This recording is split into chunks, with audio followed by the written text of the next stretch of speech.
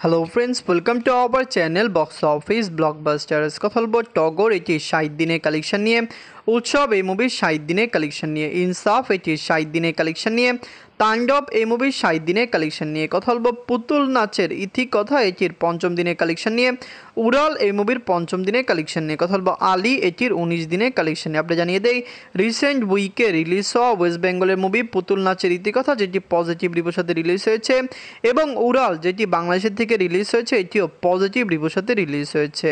কথা বলবো এই 60টি মুভির কালেকশন নিয়ে। ভিডিও ভালো লাগে তো লাইক করবেন। এখন যদি বক্স অফিস ব্লগ বা চ্যানেলটি সাবস্ক্রাইব না করে থাকেন, সবার আগে সকল মুভির latest update plus box office collection জানার জন্য আমাদের চ্যানেলটি সাবস্ক্রাইব করে নেবেন। প্রথম বলবো টগর নিয়ে। বাজেট হলো 1 কোটি টাকা। লিডার আপনারা জানেন আদর রাজা স্যার, এটি নিজেদের 60 দিন কমপ্লিট করেছে। আদর রাজা স্যার অভিনীত টগর মুভিকে বাংলাদেশের দর্শকরা অনেক বেশি পছন্দ করেন এবং ভালোবাসেন। টগর যখন রিলিজ হয়েছে এর আগেই আমরা আশাবাদী ছিলাম যে বক্স অফিসে মুভিটি দারুণ কালেকশন করবে।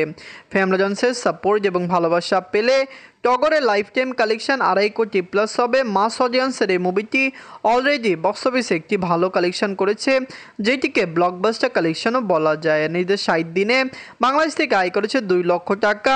টোটাল এর কালেকশন হলো 2 কোটি 9 লক্ষ টাকা। আপনারা যদি এখনও টগর না থাকেন দেখবেন আদর রাজা স্যার অভিনীত টগর মুভিটিকে দর্শকরা সাপোর্ট করেছে। আমরা আশা করতেই পারি যে ওয়ার্ল্ড মার্কেটে মুভিটি একটি ব্লকবাস্টার কালেকশন করবে। দর্শকদের সাপোর্ট এবং ভালোবাসা পেলে এইরকম মুভি বক্স অফিসে রেকর্ড জয় করতে সক্ষম হয়।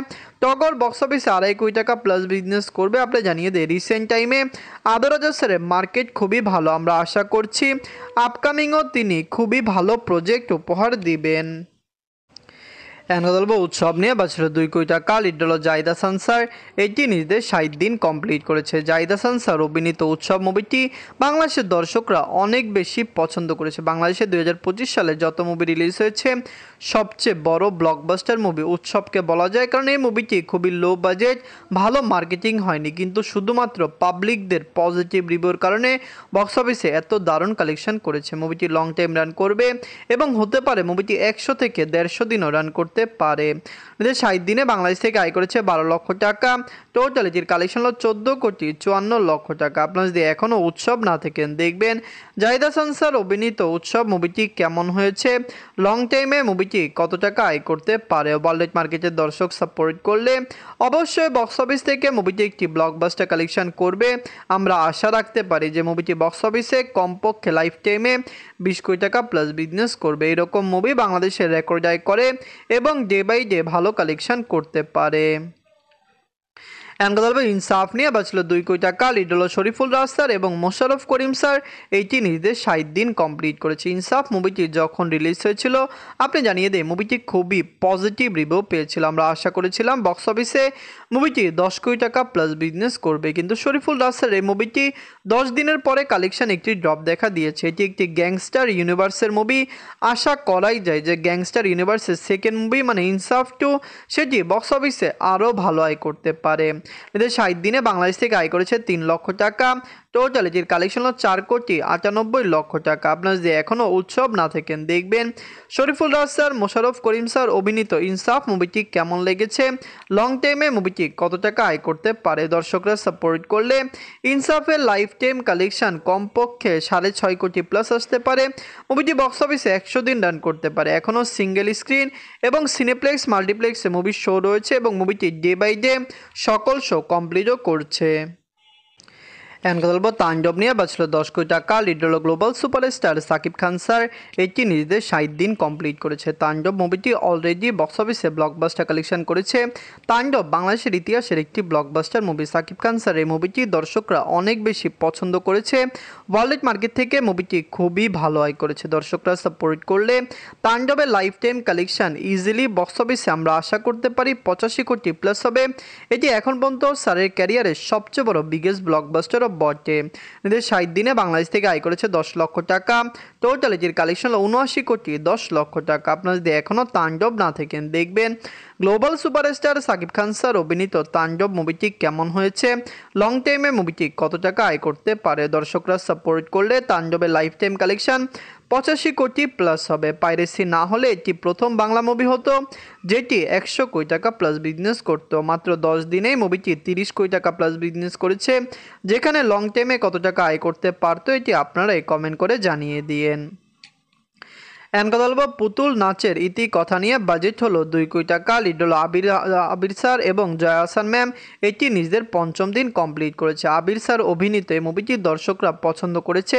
ওয়েস্ট বেঙ্গল থেকে রিসেন্ট রিলিজ হওয়া মুভি এটি। দর্শকদের সাপোর্ট এবং ভালোবাসায় মুভিটি লং টাইম রান করতে পারে। 5 দিন মুভিটি কমপ্লিট করেছে এবং যেহেতু পজিটিভ রিভিউ পেয়েছে অবশ্যই মুভিটি আরও লং টাইম রান করবে। নিজের 5ম দিনে অল ইন্ডিয়া সেশন করেছে 8 লক্ষ রুপি।